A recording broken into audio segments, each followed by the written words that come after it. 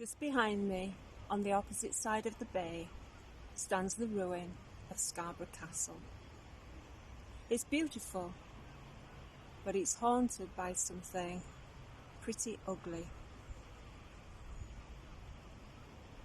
A headless spectre harbouring a 700-year-old grudge. But whose ghost is it? Supposedly Piers Gaveston, who was a favourite of King Edward II. And his influence over the king was so strong that it made him extremely unpopular with the barons of England who wanted to get rid of him. Gaveston arrived here in Scarborough by sea with King Edward. They were fleeing Newcastle, which is where the barons had caught up with them. Once in Scarborough, King Edward installed Gaveston at the castle with a garrison to defend it, while he went south to try to raise an army. But the barons caught up with Gaveston at Scarborough Castle. They mounted an enormous attack and he was forced to surrender. He was dragged off to Yorvik Castle as a prisoner, and the Earl of Lancaster ordered his execution.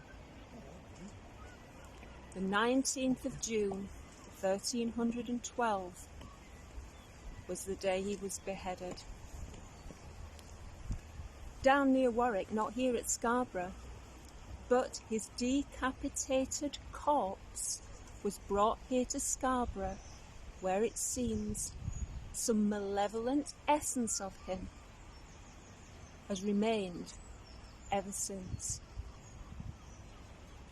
People who experience this phantom say that they see the headless body of a man, but also that it's as if it's trying to force them to the cliff edge and push them over the castle walls onto the rocks below. The rotten swine.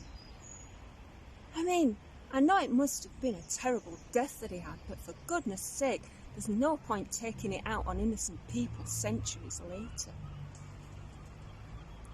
But then I wonder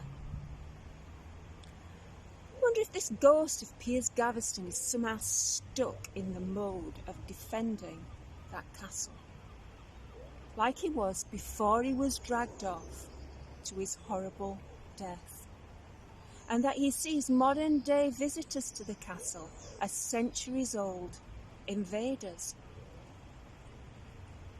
But whatever, you better watch out for him if you're brave enough to go to Scarborough Castle.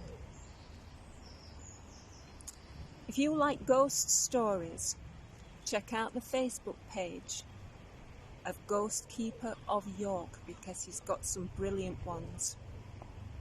And you can also look at the website www.ghostkeeper.co.uk. Hey, Scarborough Castle's an English heritage site, and I'm a member of English Heritage. That means I could go for free. Should I? No. Not today anyway.